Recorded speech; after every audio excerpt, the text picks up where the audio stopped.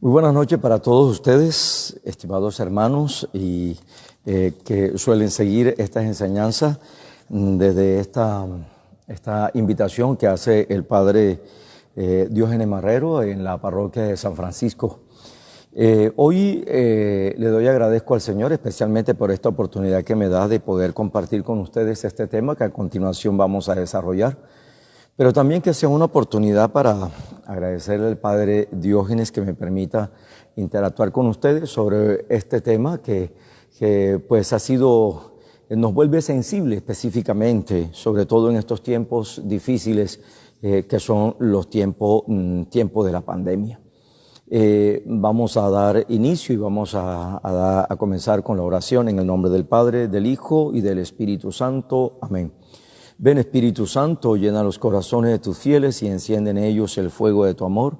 Envía tu Espíritu y se hará una nueva creación y renovarás la faz de la tierra. Oh Dios, que has instruido los corazones de tus fieles con la luz de tu Espíritu Santo, concédenos que sintamos rectamente con el mismo Espíritu y gocemos siempre de tus divinos consuelos. Por Jesucristo nuestro Señor. Amén. Señor, aprovechamos también este momento para agradecerte por el don de la vida, por ese llamamiento primero que nos hace, Señor, porque sabemos que de la eternidad nos has amado y nos has llamado a la existencia para que desde aquí nosotros seamos capaces de poder alabarte, bendecirte y darte gracia. Colocamos en tu presencia, Señor, todos nuestros hermanos y seres queridos que se han anticipado a ir a tu presencia. Haz posible que ellos descansen en paz y permite que nosotros podamos esforzarnos en este itinerario de vida, hacer lo mejor posible para llegar a ser hijos en los cuales tú puedas sentir grande beneplácito y poder al final no solamente unirnos con nuestros seres queridos, sino también llegar a las realidades eternas y allí contemplar tu rostro glorioso. Señor de la vida, tú que vives y reinas por los siglos de los siglos. Amén.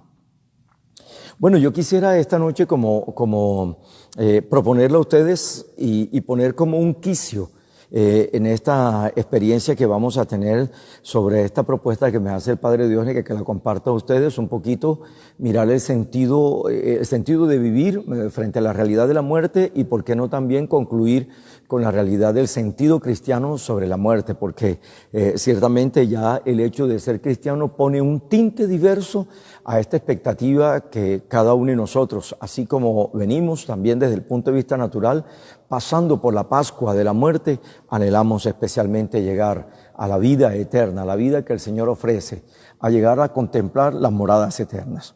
Pero yo quisiera compartir con ustedes inicialmente como este texto de un versículo que está en el Génesis 2, en el capítulo 2, en el versículo 8 y 9 más bien. Y es, el número 7. Entonces Yahvé Dios modeló al hombre con polvo del suelo e insufló en sus narices aliento de vida y resultó que el hombre llegara a ser un ser viviente. Quisiera partir desde ahí porque desde allí que es el origen, desde allí que estamos en el Génesis, desde allí donde es lo que antiguamente se llamaba el arjé o el origen. Estamos nosotros mirando la perspectiva de poder encontrar en medio de este tiempo especial que nosotros estamos viviendo como una respuesta. Y una respuesta no como la que da el mundo, sino una respuesta como la da especialmente Dios, como nos la quiere Dios, como un hombre creyente de manera especial debe llegar a tenerla. Y aquí hay una cosa muy importante que nosotros podemos entresacar de este texto. La primera es el detalle de Dios en varios elementos. La primera, el hecho de que Dios se baje, el que Dios haga este abajamiento de manera especial para poder modelar al hombre y darle su imagen y semejanza. Es un detalle maravilloso. Casi que poder decir el Señor ha dejado en nosotros su huella, ha dejado en nosotros esa realidad de su ser específicamente. Por eso, me adelanto inmediatamente, la realidad de la muerte no nos aleja específicamente de la realidad de Dios, sino que ese que nos ha creado, ese que nos ha bendecido, eso que nos ha llevado a la vida, es el mismo que nos llevará especialmente a su presencia, pues hechura de sus manos somos, pero también somos imagen y semejanza de Él. Es, digámoslo de esta manera, aun cuando Dios en un momento determinado experimentó la realidad de acabar con el hombre, ciertamente el hombre no ha dejado de ser esa criatura preferida para Dios. Y por lo tanto, Dios ejerce sobre esa criatura preferida, limitada, frágil, esa realidad de misericordia, de amor especialmente, que lastimosamente el hombre no ha llegado a comprender de una manera grata.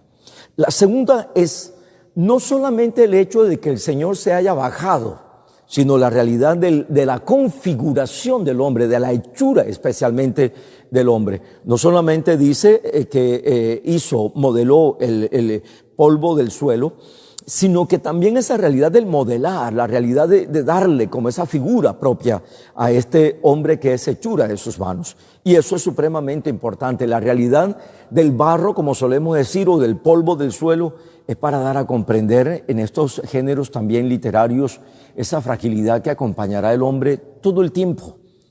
Esa realidad que no lo va a hacer entender propiamente como un Dios. Lastimosamente, el pecado y el error del hombre, que inclusive lo ha llegado hasta la muerte, es que su soberbia quiera ocupar no solamente el puesto de Dios, sino que también quiera ser como Dios. Y eso es una de las cosas que trae también sus consecuencias. La otra realidad es la realidad hermosa que aparece en este versículo 7 del capítulo 2, y es: solo el hombre, y es el detalle maravilloso, solo el hombre llega a ser un ser viviente solo y solo en la medida en que Dios hace el ejercicio de insuflar en sus narices la realidad de la vida. ¿Por qué, mis hermanos? Porque Dios es el autor de la vida. La vida sale de su ser. Él hace partícipe especialmente de su condición de vida eterna, de su condición de Dios. Lo hace partícipe inclusive a esta criatura que ha sido hechura de sus manos. Y esa condición de vida se la regala el hombre, insuflando sobre él este aliento. Por eso es que es muy fácil poder sacar como una conclusión de que aquel quien no tenga ese aliento de vida, que no tenga ese aliento vital, aun cuando aunque se crea vivo, dice, está muerto, porque no tiene a Dios, que es la fuente de la vida, dentro de su ser. Y por lo tanto, este detalle maravilloso que nosotros encontramos aquí es un detalle que nos permite a nosotros descubrir el para qué hemos sido creados.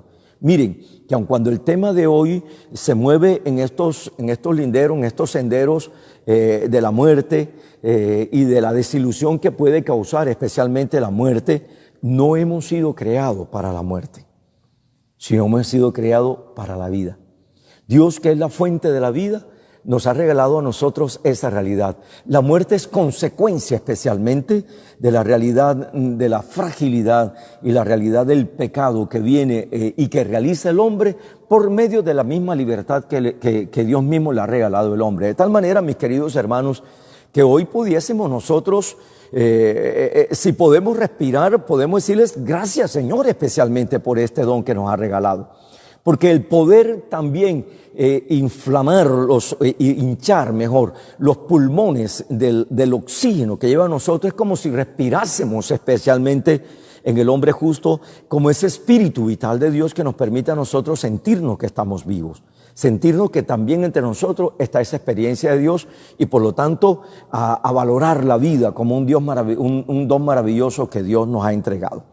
Pero también fíjense ustedes que nosotros podemos encontrar, además de este pequeño versículo del libro del Génesis, el Salmo también 104 en su versículo 29, que además dice, si escondes tu rostro, desaparecen, les retiras su soplo y expiran, y retornarán al polvo que son. Es como para volver una vez más a apoyarnos en este quicio que quiero colocar yo desde el punto de vista bíblico. Para poder entonces entender y comprender, estimados hermanos, esta realidad de lo que somos. Somos una fragilidad Y que lastimosamente en medio de este tiempo que nosotros estamos viviendo, de esta pandemia, de este confinamiento, del ver partir a tanta gente buena, de mirar cómo este virus se ha llevado anticipado especialmente la vida o la muerte en muchos hermanos que tenían proyectos, en muchos hermanos que tenían anhelo de vivir, sobre todo cuando uno ve a un joven morir, le duele el alma especialmente por eso. Pero este versículo también 29 del Salmo 104, podríamos decir, ratifica, como que también apoya esas primeras ideas que aparecen en el Génesis y hace precisamente alusión a eso.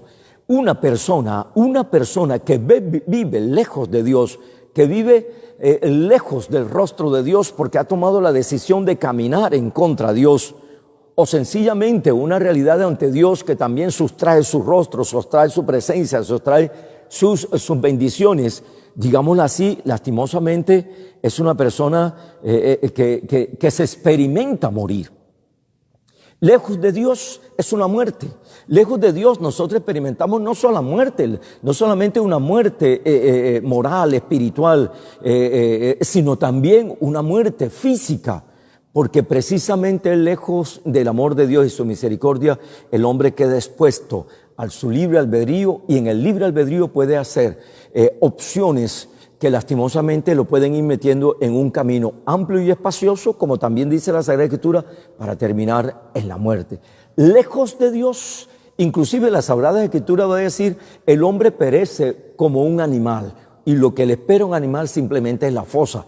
En cambio, el creyente, aquel que sabe especialmente de la presencia de Dios, aquel que verdaderamente va descubriendo cómo Dios es la fuente de la vida y la toma para sí, deja que Dios verdaderamente sea como ese principio vital, seguramente, aún en medio de las dificultades, aún en medio de las zozobras, aún en medio de las necesidades que hacen experimentar en el hombre y en la persona misma como una especie de morirse frente a eso, Dios es el que sostiene, Dios es el que vuelve a animar, Dios es el que levanta, Dios es el que anima, Dios es el que nos hace a nosotros comprender esta realidad de vida que Él nos otorga.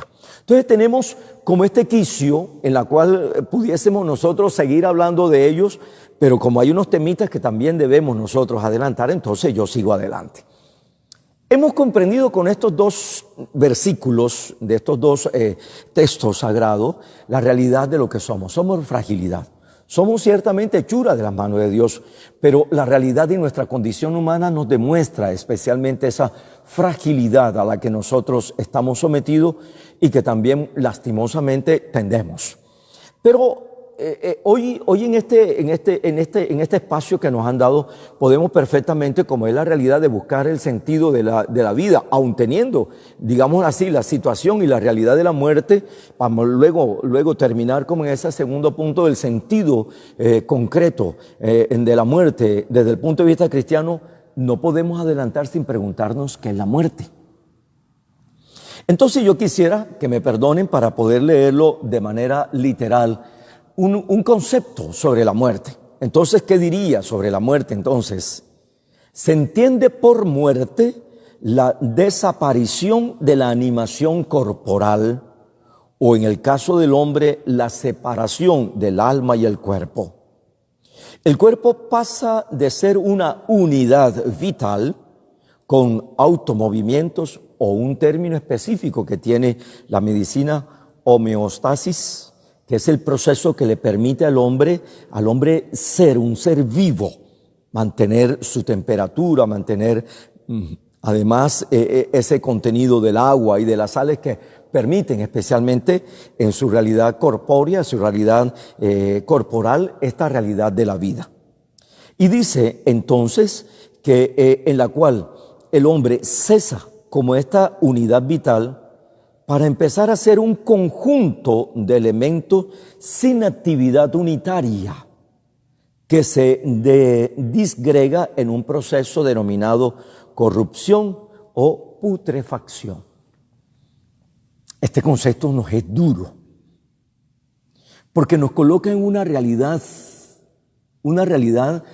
no lo quisiera decir cruel, porque en este sentido aquí no vemos especialmente, y disculpen como la expresión, no vemos como lo bonito de la muerte.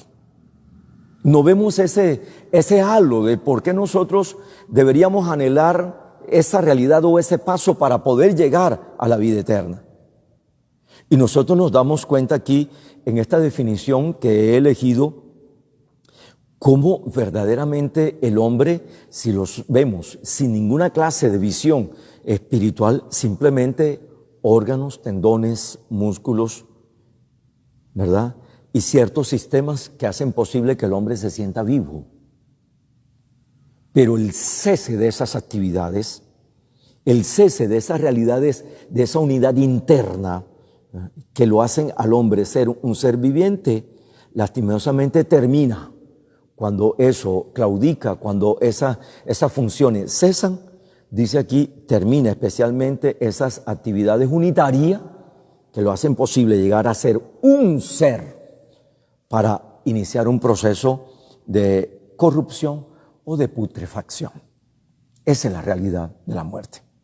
Pero quisiera decir otra cosa más de esta realidad de la muerte. Y la muerte, entonces, por lo tanto, un salto, digamos, instantáneo de ser una cosa, entre paréntesis, hombre, a ser otra, un cadáver. ¿Y dónde queda lo que somos? ¿Y dónde queda la dignidad? ¿Y dónde queda toda la promesa? ¿Y dónde queda tu soberbia? ¿Dónde queda tu orgullo? ¿Dónde queda tu prepotencia? ¿Dónde queda tu apellido? ¿Dónde queda? Sencillamente te das cuenta que esa realidad de la muerte no escatima esfuerzos ni excluye sencillamente porque sea de esta familia, sea de esta condición, o sea de aquí, o sea de allá. Miren, la experiencia que nosotros hemos vivido en este tiempo de pandemia nos ha hecho muy presente esa situación, al punto que nos hemos dado cuenta que somos tan frágiles que un virus pequeño que no se puede ver se ha llevado a la muerte más de uno, sin tener en cuenta de qué raza es, qué cultura es, si es de la sociedad o no es de la sociedad, como solemos decirlo, si es de este apellido o es del otro, si es del norte o es del sur. No ha tenido que ver nada con eso, simplemente nos ha colocado con una realidad. Es que somos frágiles, con una realidad, y es que esas características que muchas veces están en la persona, nos sirve para agregar un día más a la existencia cuando ha llegado tu momento. Entonces, la pregunta es, entonces, ¿para qué te ha servido el orgullo? ¿Para qué te ha servido la vanidad? ¿Para qué te ha servido la prepotencia? ¿Para qué te ha servido esa falta de caridad, especialmente cuando también, junto con los otros, tú también morirás? Y esas pasiones que hay al interior de ti no te servirán para poder redimirte. Continúo con esta realidad de pasar especialmente como a esa condición humana de viviente a ser un cuerpo inerte, a ser un cadáver. Y esta realidad del ser, especialmente un hombre, a ser un cadáver, por decirlo de alguna manera, no se hace de un salto, sino que va preparando por ciertos procesos orgánicos durante o una enfermedad para poder luego terminar en esa realidad concreta de la corrupción o de la putrefacción del cuerpo. Entonces, esta realidad dura nos hace a nosotros, nos tiene que hacer a nosotros reaccionar. Porque si es cierto que no fuimos hechos para la muerte, sino para la vida, pero la muerte es una realidad. Y la muerte es una realidad la cual hay que asumirla. No en un desespero, no en una desesperación como el que hace, como el no creyente, sino como aquel que cree. Como aquel que a la manera de Cristo sabe especialmente que la muerte va siendo esa puerta que se va abriendo de manera generosa para que saliendo de este mundo y pasando por esta realidad pascual pueda llegar a esa vida que Cristo te ofrece o que el Padre te ofrece en la medida en que tú abraces la fe en nuestro Señor Jesucristo. Demos un pasito como así también rapidito por la Sagrada Escritura y miremos entonces cómo la Sagrada Escritura muestra a la muerte, ¿verdad? Y eso de pronto ya ahí va a mermar un poquito como esta tensión a la cual de pronto hemos pensado en este momento o se nos ha venido en la cabeza frente al hecho de al final que es la muerte.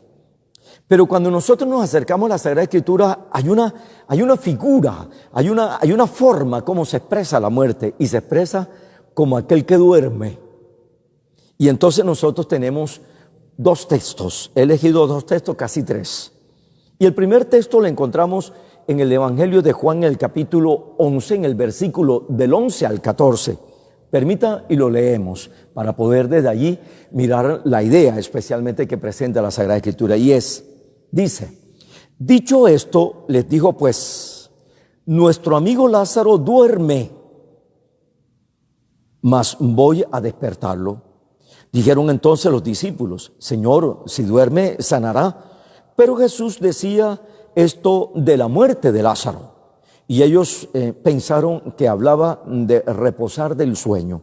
Entonces Jesús le dijo claramente, Lázaro ha muerto. Esa condición, esa realidad, yo elegí solamente de Juan en ese episodio, que es un episodio hermoso, porque en ese episodio nos coloca a nosotros, el autor sagrado, una de las imágenes a las cuales no estamos acostumbrados a ver en Jesús.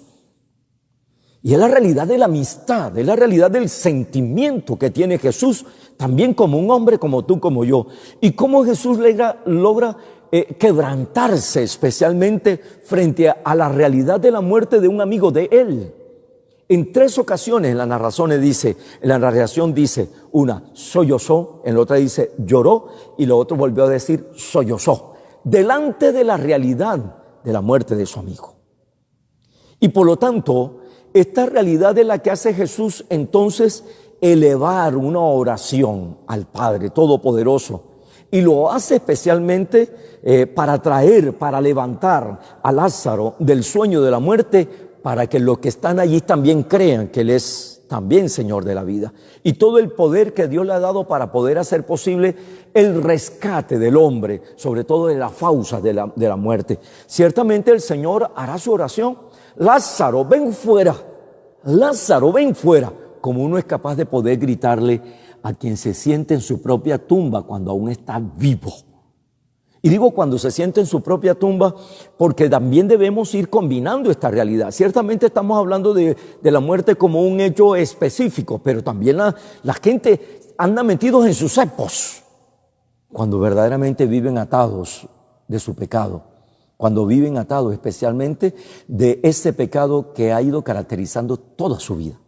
Y así como el Señor llama hacia afuera a Lázaro, llama también a aquel que está perdido. Dios lo quiere para sí, Dios lo quiere vivo. Porque los vivos al final de cuentas, también dirá la Sagrada Escritura, son los que te alaban. Los muertos no. Y por lo tanto, el Señor en esta primera realidad se muestra la realidad humana, hermosa, y llama a Lázaro del sueño de la muerte. Hermanos, la victoria de Dios, la victoria especialmente de la vida frente a la realidad de la muerte auténtica. El Señor como rescate especialmente este amigo suyo para poder hacer posible que los que estén allí crean. El segundo texto, también es bien cortico, pero podemos nosotros luego, si ustedes van anotando ahí y van tomando apuntes, pueden luego volver sobre ellos. Y nos vamos a encontrar en el Evangelio de Mateo, en el capítulo 5 del versículo del 1 al 24 y del 35 al 42. Y es la hija de Jairo. Y la hija de Jairo, en la cual Jairo se mueve a ir a la presencia de Cristo para interceder por su hija moribunda. Señor, date prisa, que mi hija está muy mal y puede morir. Es la petición. Y cómo en camino el Señor que se hace, no solamente el encontradizo, sino que también el Señor frente a esa realidad humana es el que se encamina también con el que siente la muerte cercana de un ser querido. Y por eso lo vemos ahí, cómo se encamina y cómo especialmente llegan hasta el lugar cercano de la casa de Jairo cuando ya le viene la noticia, ¿para qué molestar al maestro? La niña ha muerto. Y luego el Señor simplemente le dice, basta que tenga fe. ¿Cómo nos hace falta a nosotros fe para poder comprender un momento como ese? Basta que tenga fe. Y esta realidad del basta que tenga fe, porque de la fe se deslindan tantas cosas como la vida de nuestro Señor Jesucristo. El Señor llega a la casa de Jairo, ustedes lo saben por la narración, encuentra a la gente llorando, dice, oiga, salgan todos de aquí porque la niña no está muerta, la niña duerme.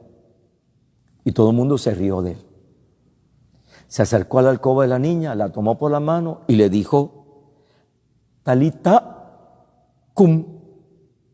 Y eso traduce, niña, a ti te lo digo, levántate.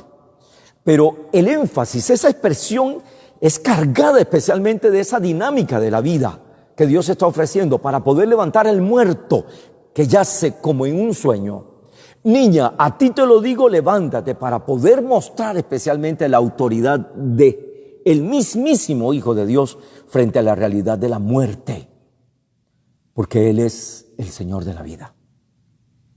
Y así, como decíamos nosotros, que hay algunos que hay que llamarlo de salir de sus cepos, también aquí hay que tomar a más de uno de la mano para decirle, oye, mi hermanito, levántate, porque el Señor te quiere vivo. Frente a esta realidad, podemos nosotros sacar conclusiones, porque siempre hay en torno al doliente un alguien pesimista.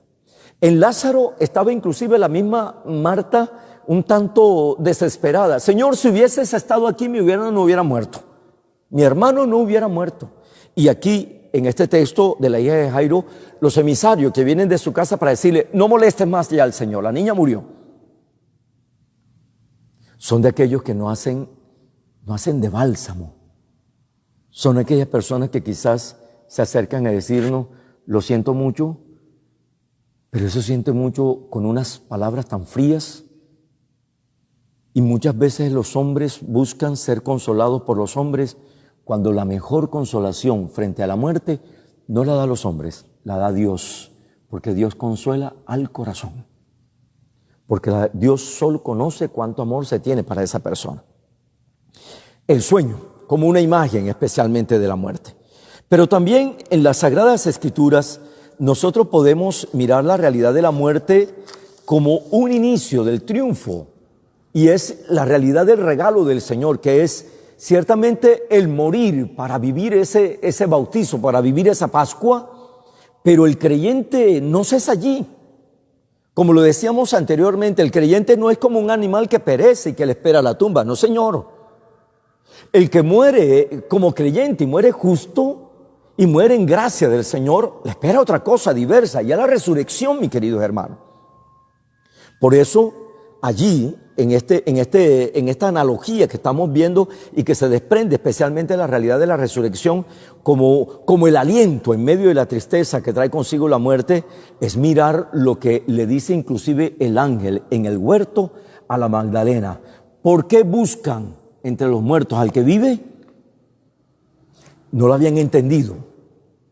Ese que es el Hijo de Dios, el que nos ha dado la vida, ¿ustedes creen que podía dejar experimentar la muerte eterna sabiendo que Él podía levantar al Hijo de su predilección, al Hijo que todo lo ha hecho bien, al Hijo que ha vivido especialmente en la realidad de la voluntad como un alimento?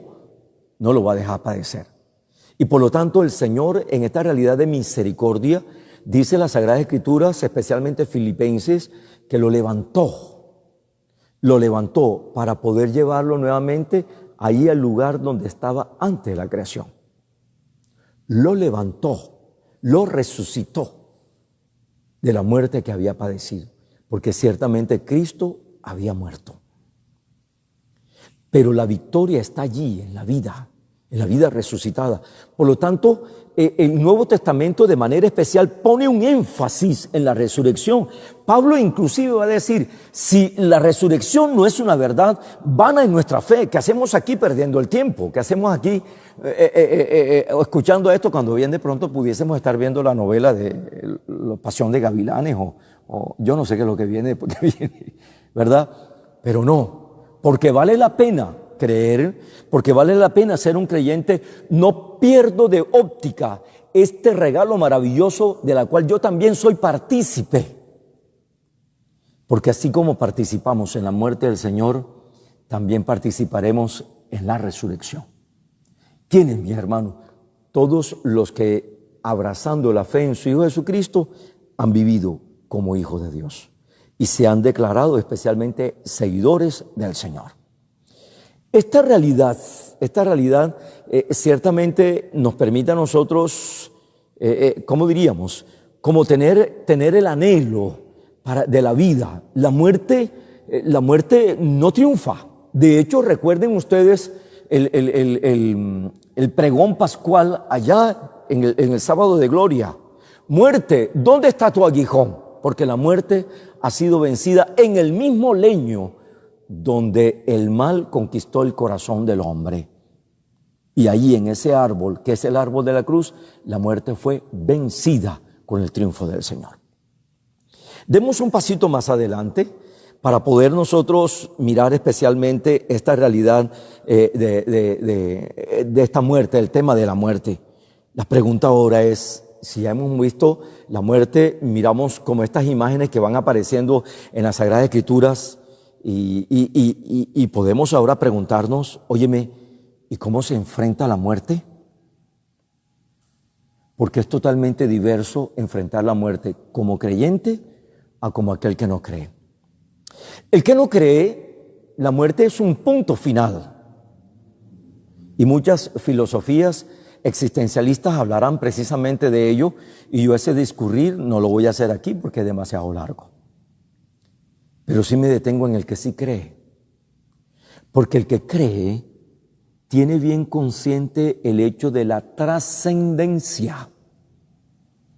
Y por lo tanto, porque cree y porque sabe de la trascendencia a la cual está llamado, por lo tanto, no concibe la muerte como un punto final, sino que vive la experiencia de la vida, digámoslo de esta manera, aún morir para el mundo y aún morir inclusive para sí, de tal manera que Dios siga siendo en él todo. Y esa realidad de totalidad de Dios es lo que le hace ser desprendido de la realidad del mundo.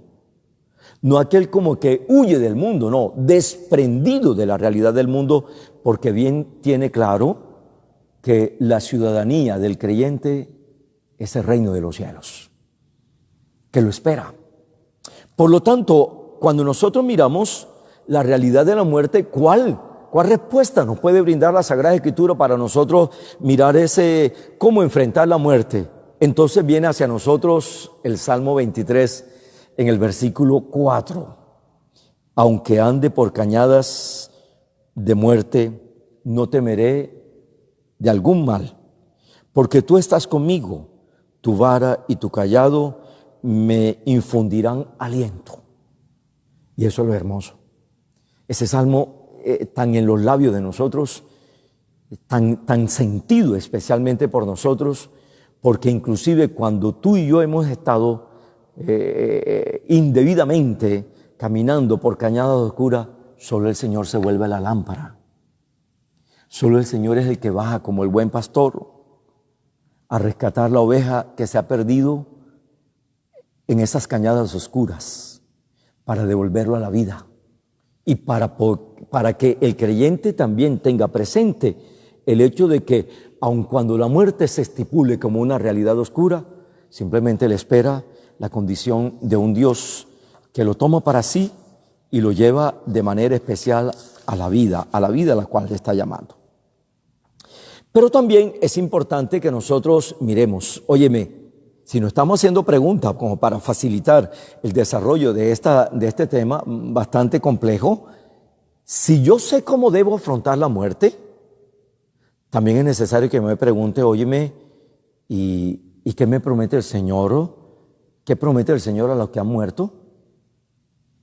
Y es claro, y es contundente además.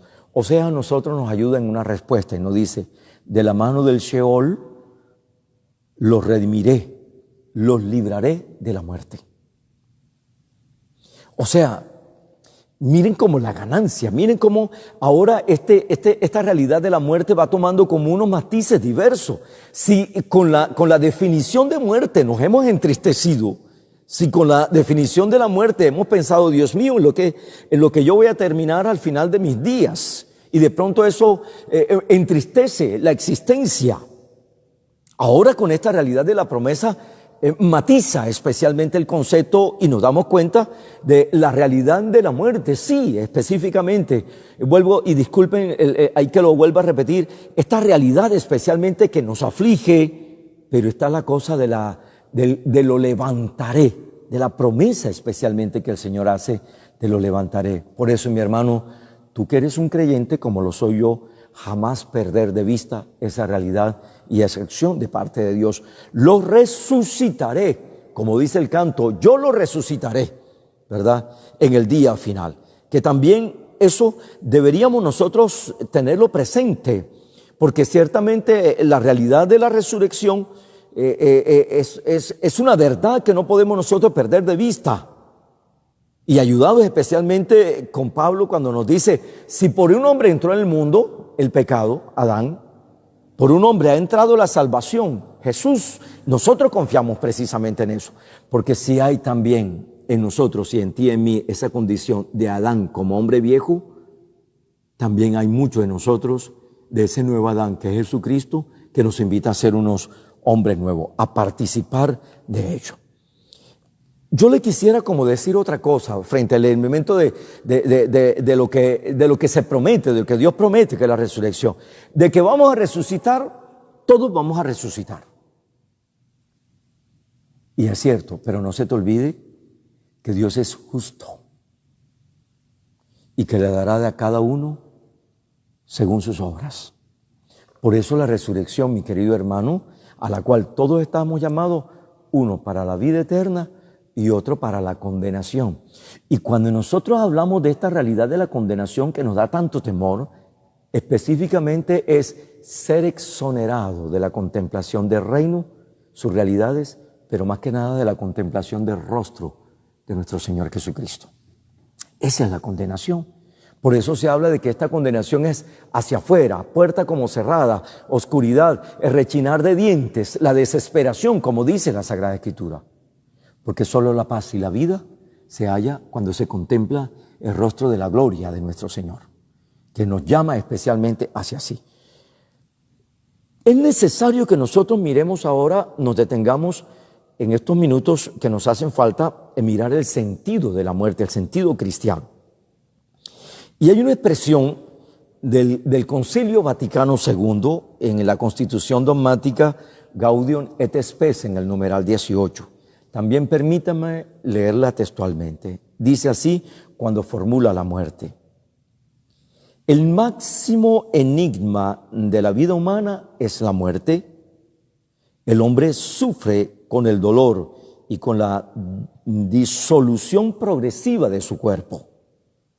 Por su máximo tormento, pero su máximo tormento es el temor por la desaparición perpetua. Juzga con instinto certero cuando se resiste a aceptar la perspectiva de la ruina total y del adiós definitivo. La semilla de la inmortalidad que en sí lleva, por ser irreductible a la sola materia, se levanta contra la muerte. Todos los esfuerzos de la técnica moderna, por muy útiles que sean, no pueden calmar esta ansiedad en el hombre. La prórroga de la longevidad que hoy propone la biología no puede satisfacer esos deseos del más allá que surge ineludiblemente del corazón humano. Voy a hacer alusión a una cosa que no es el Concilio Vaticano II. Seguramente ustedes vieron con sus hijos, ustedes también han visto la película Coco, ¿verdad? Y el tema de Coco es no solamente ir a buscar a aquel que era su abuelo y demás. El problema del Coco es no olvidar a los familiares ya muertos, porque el olvido total de los familiares ya muertos hacen que muera verdaderamente. que mueran verdaderamente. Esa es como la trama y la desesperación, ¿verdad? Por eso hay que cruzar cada año el puente para poder volverse a reunir otra vez con la familia, el 2 de noviembre, ¿verdad? Pero, ¿qué es lo que está al interior de él? ¿Qué es lo que el hombre muchas veces no logra como aceptar, no logra como asumir? Especialmente es el hecho de ese temor de poder desaparecer perpetuamente. De hecho, cuando las personas llegan a un momento complejo ya de la vida, muchas veces lo que en nuestros pueblos solemos decir que está padeciendo es sencillamente esa realidad de la desaparición total. Y es difícil para la persona que no se ha preparado para soltar las amarras. Y es difícil partir de este mundo sabiendo que se va sin poder darle solución a los problemas y dejarle los problemas a los otros. Muchas veces la gente padece por eso. Pero la realidad y el esfuerzo grande es pensar que aunque la ciencia hoy puede prolongarle la vida, que es una prolongación de la vida de manera indebida, para no, al final, no morir honestamente como en los ojos de Dios, delante de la presencia de Dios. Entonces, con ese sentimiento del Concilio Vaticano II, podemos nosotros ir buscando como el sentido cristiano de la muerte. Entonces yo le propongo a ustedes como unos numerales. Un primer numeral, el sentido de la muerte en las Sagradas Escrituras. Entonces fíjense que mientras ahorita hablábamos sobre esas imágenes que pueden aparecer en la Sagrada Escritura sobre la muerte, como es el sueño y luego la victoria, que es la resurrección, miremos ahora cómo la Sagrada Escritura nos presenta a nosotros como algunas fórmulas, algunos sentidos, cómo darle sentido especialmente a la muerte. Y un ítem allí es la muerte, fin común de todos los hombres. O sea, si hay algo en la cual nosotros compartimos como raza humana, es el hecho de que algún día nuestras funciones corpóreas cesarán. Y es una realidad. Yo muchas veces le he dicho desde la predicación a mi comunidad, el problema no es morir. El problema es cómo muero. Si muero en la presencia del Señor o si muero lejos de la presencia del Señor. Eso es lo que más atormentan inclusive a los familiares que todavía siguen la peregrinación en el mundo. Entonces, cuando nosotros miramos la realidad de la muerte como un fin común de todos los hombres, aparece, y he traído como dos textos, lo vuelvo a leer. 1 Samuel 14:14 dice, todos hemos de morir como el agua que se derrama no se vuelve a recoger, así Dios no vuelve a conceder la vida. 2 Samuel 4:4, la vida es una. Y hoy te quiero decir esta noche, mi querido hermano, a propósito de esto, es que cuando una persona muere, se le acabó el tiempo de merecer. Cesó su vida. Y ese cese de vida tiene que hacerte consciente a ti que el hermano que ha muerto, ya nada, absolutamente nada de lo que hay en este mundo le hace daño. Sabiduría dice, están en las manos del Señor y no habrá ningún tormento que los afecte. Que si el muerto sale, que si el muerto venga para poder a darle un escarmiento a alguien, cesó la vida para la persona. Y es una realidad. La Sagrada Escritura también nos lo recuerda.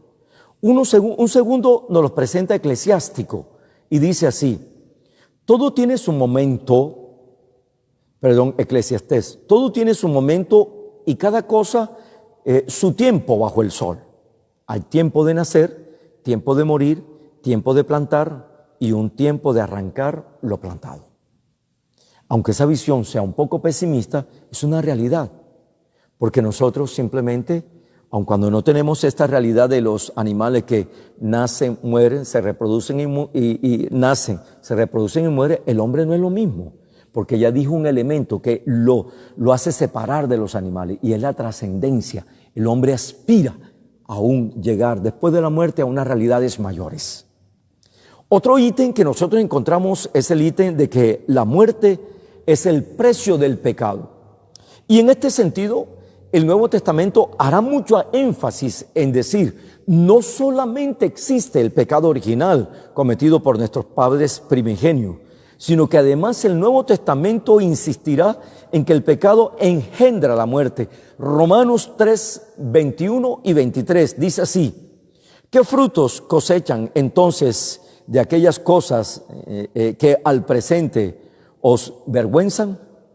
Pues su fin es la muerte, pues el salario del pecado es la muerte, pero el don gratuito de Dios, la vida eterna en Cristo Jesús, nuestro Señor.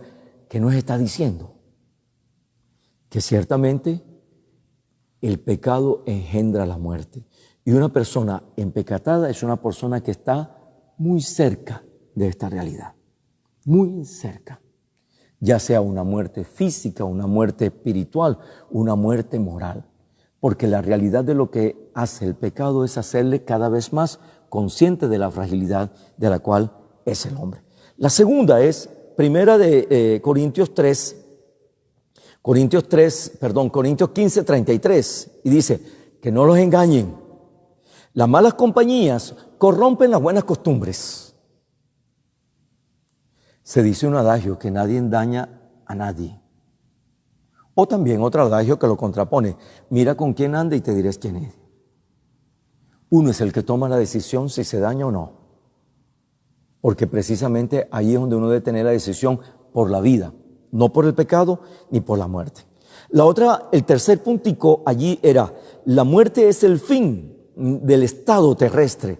Es el punto especialmente con el que se cierra esta experiencia y esta peregrinación aquí en el mundo. Apocalipsis 2:10 nos va a decir entonces: sé fiel hasta la muerte y te daré la corona de la vida. ¿Saben ustedes por qué, mi hermano?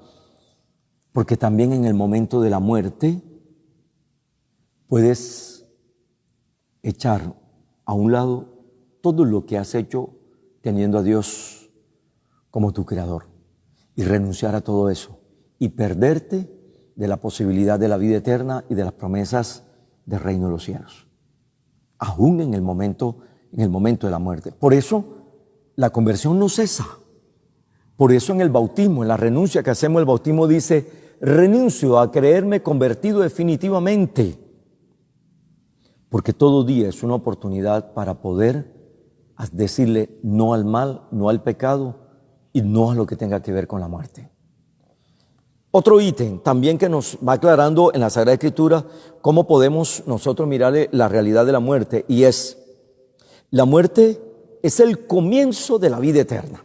Si es cierto que es el final de esta experiencia terrena, también es el comienzo de la vida eterna. Jesús, con vista a la muerte, propone entonces el camino especialmente. Dicen: esfuércense ustedes por entrar por la puerta ancha y llegarán a la muerte.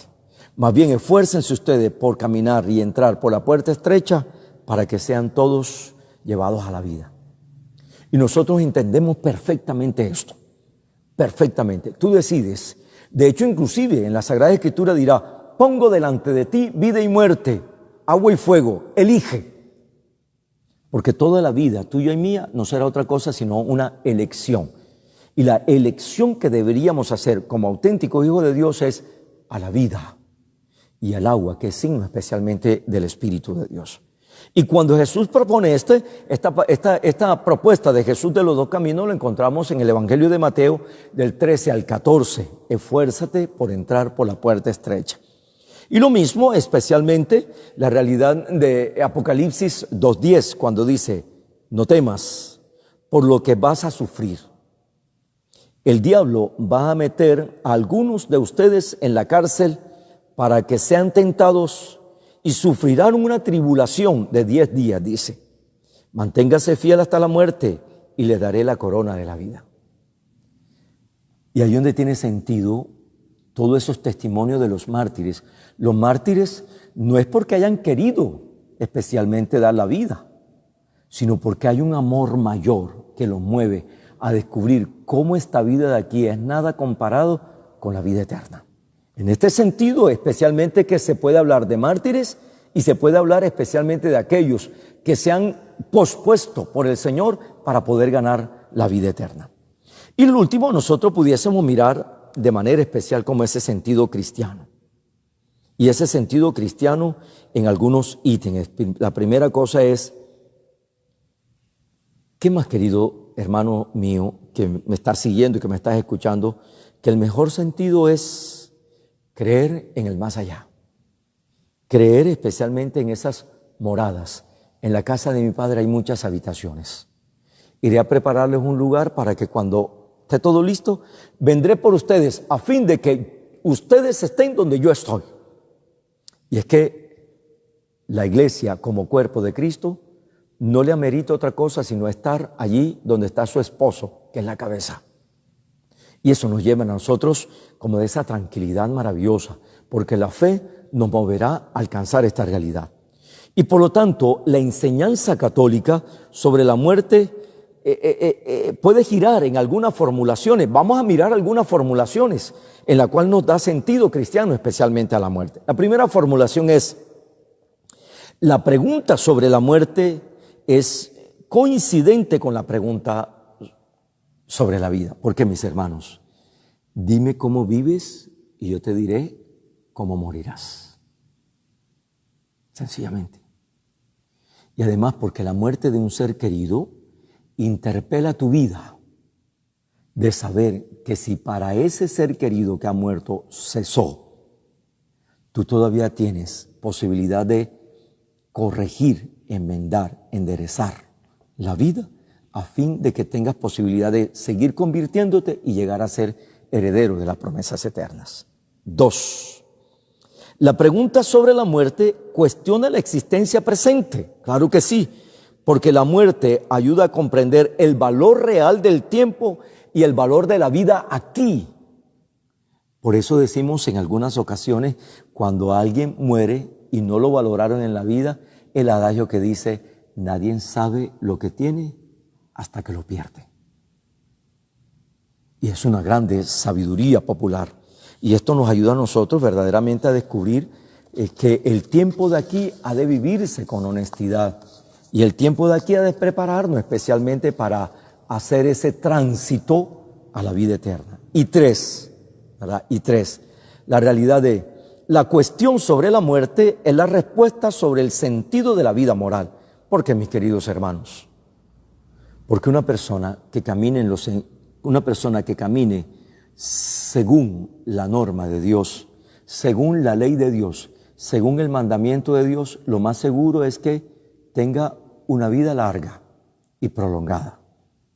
En cambio, el que vive deshonestamente, el que vive de una forma no propia que corresponda a la moral cristiana, y el que no viva especialmente haciendo posible el llegar a ser un beneplácito, un hijo querido para Dios,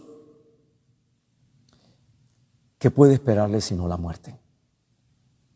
La muerte. No solamente una muerte moral, sino una muerte auténtica y verdadera. Entonces, mis queridos hermanos, el tiempo presente que se vive aquí es importante tenerlo presente para morir bien, para prepararte conscientemente para ese paso que tú y yo tenemos que hacer, también así de manera personal y particular, porque así como vinimos solo a la vida y desnudos, de esa forma también partiremos solos y desnudos. Que el Señor nos permita a todos nosotros valorar la vida, que la vida tuya se convierta en una posibilidad para alabar y bendecir al Señor, siendo honesto contigo mismo, siendo honesto con Dios y siendo honesto con tu prójimo, de tal manera que todo lo que hagas pueda ser posible llevarte a la presencia del Señor las manos cargadas de buenas obras, porque en el nombre del Señor las has realizado. Una vez más, gracias al Padre que me ha hecho esta invitación para poder compartir estas ideas con ustedes. Gracias a ustedes por estar allí escuchándome y ojalá que no sea la primera vez que me invite, que más adelante también me puedan hacer esta participación. A ustedes, mil y mil gracias, que el Señor les bendiga y la Virgen siempre los acompañe. Muy buenas noches para todos.